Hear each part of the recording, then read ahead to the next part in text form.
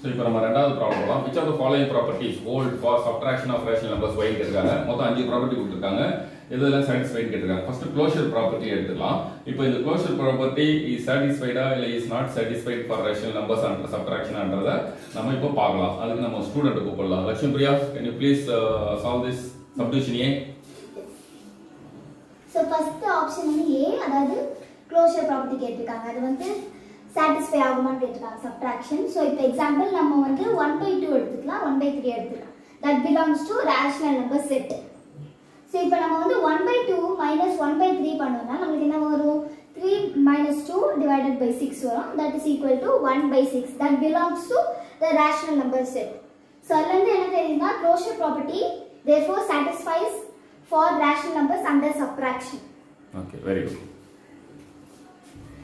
சரி, இப்போ next competitive property check பண்ணலாம். காம்படேட்டிவ் ப்ராப்பர்ட்டி என்னன்னா இப்போ a b ன்னு சொல்லிட்டு ஏதாவது ரெண்டு ரேஷனல் நம்பரை எடுத்துக்கலாம். இப்போ நான் என்ன பண்றேன், ஆஃப் 1/3 ன்னு சொல்லிட்டு ரெண்டு ரேஷனல் நம்பரை எடுத்துக்கிறேன்.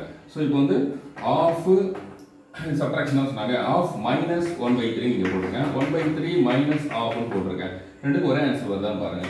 இப்போ 3 2 6 எல்சிஎம் 6 2 3 6 3 வந்து 2 அப்படிங்க ரெண்டால் மல்டிப்ளை பண்ணோம். இங்க 3 2 எல்சிஎம் 6, அதுக்கு அடுத்து வந்து 6 3 வந்து 2 அப்படிங்க 2 போடுங்க. 6 2ஆல் டிவைட் பண்ணா 3 அப்படி 3ஆல் மல்டிப்ளை பண்ணுங்க. ஸோ இப்போ என்ன வந்து 3 2 1/6. இங்க நான் 2 minus 1/6. So 1/6 is not equal to minus 1/6.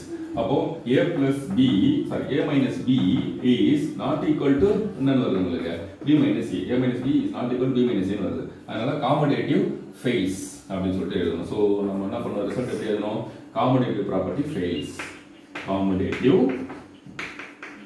Property fails அப்படின்னு சொல்லிட்டு எழுதணும். Property fails for rational numbers under subtraction, for rational number under subtraction அப்படின்னு எழுதணும். சரி, அதுக்கடுத்து மூணாவது என்ன சொல்ல போறாங்க, மூணாவது ப்ராப்பர்ட்டி என்னன்னு சொல்லிட்டு பாருங்க. Third one is associative property. அதை செக் பண்ணணும், அசோசியேட்டிவ் ப்ராப்பர்ட்டி. ஓகேங்களா, அசோசியேட்டிவ் ப்ராப்பர்ட்டி இப்போ நம்ம செக் பண்ணலாம். ஸோ அசோசியேட்டிவ் ப்ராப்பர்ட்டியில் நான் 3 நம்பர் எடுத்துக்கிறேன், 1/2 1/3 1/4 அப்படின்னு சொல்லிட்டு எடுத்துக்கிறேன். இதை நான் செக் பண்ண போகிறேன், 1/2 1/3 1/4. சரி, மைனஸ் மைனஸ் மைனஸ் மைனஸ் எல்லாம் அப்படி போட்டுட்டேன்.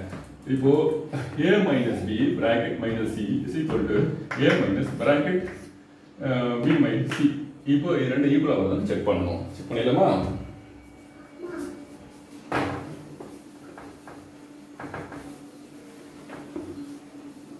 தேர்ட் ப்ராப்பர்ட்டி பார்த்துருக்கோம். சரி, இப்போ பாருங்க, ரெண்டு முதல் பிராக்கெட் உள்ள இருக்கிறதுக்கு வேலை முடியும். போர்ட் மாஸ் பண்ணி பிராக்கெட் உள்ள இருக்கிற ஆப்ரேஷன் முதல்ல முடியும். 2 3 6 6 2 டிவைட்னா 3. ஸோ இங்கே 3 வரும். 6 3 வந்து 2, இங்கே 2 வரும். மைனஸ் 1/4. இங்கே பாருங்க 3 6 12. 12 3 எடுத்துனா 4. அப்போ 4 மல்டிப்ளை பண்ணுங்க. 12 4 எடுத்துனா 3. அப்போ இது 3 ஆல பண்ணுங்க. ஸோ இங்கே வரும் 1/2 மைனஸ் வருது. ஸோ இப்போ 3 minus 2 1 1/6 minus 1/4. இங்கே என்ன வருது, 1/2 minus 4 3 1 1/12 வருது. சரிங்களா? இப்போ 6 4 24. ஸோ இப்போ வந்து பாருங்க 4 மைனஸ் 6 அப்படின்னு சொல்லிட்டு வருது. இங்கே வந்து 2 12 12 எல்சிஎம் எடுக்கலாம். 12 2 6, அப்போ 6 12 1 அப்போ நான் 6 1 5 5/12 வருது. இங்கே 4 மைனஸ் 6 மைனஸ் 2/24. சரிங்களா, மைனஸ் 2/24 அப்படின்னு சொல்லிட்டு வருது. இது சிம்பிளிஃபை பண்ணிங்கன்னா கூட என்ன வருது, 1/12. So minus 1/12 is not equal to 5/12 இல்லையா? ஸோ அதனால நம்ம என்ன சொல்லலாம், அசோசியேட்டிவ் ப்ராப்பர்ட்டி ஃபெயில்ஸ் அப்படின்னு சொல்லிட்டு எழுதலாம். So a minus b bracket minus c is equal to a minus bracket b minus c. So these two are not equal, so associative property fails. So எப்படி எழுதணும், associative property fails அப்படின்னு சொல்லிட்டு எழுதிருங்க. associative property fails. அதுக்கடுத்து நம்ம என்ன பண்ண போறோம், fourth one inverse பார்க்கலாம்.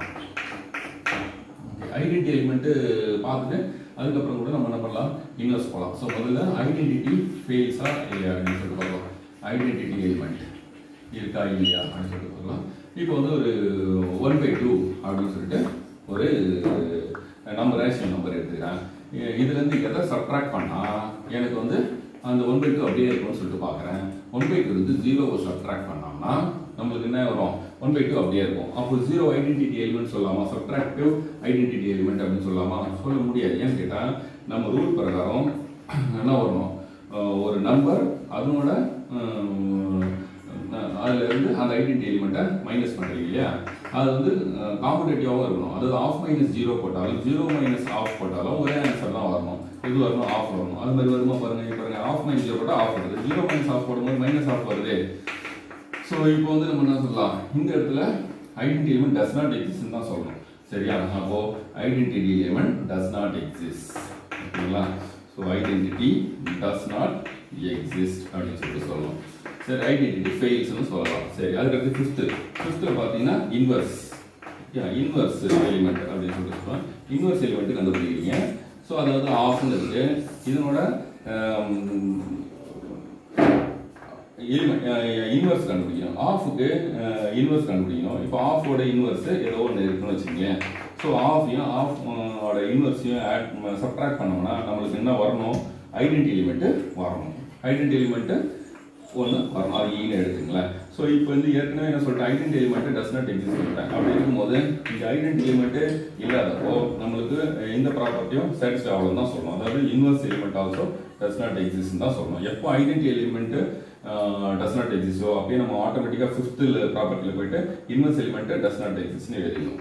ஏன்னா ஐடென்டி ஃபெயில்ஸ்னு சொல்லிட்டீங்கனாலே ஆட்டோமேட்டிக்காக இன்வர்ஸ் ஆல்சோ ஃபெயில்ஸ்னு சொல்லணும்.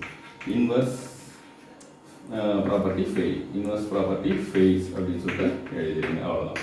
சரி.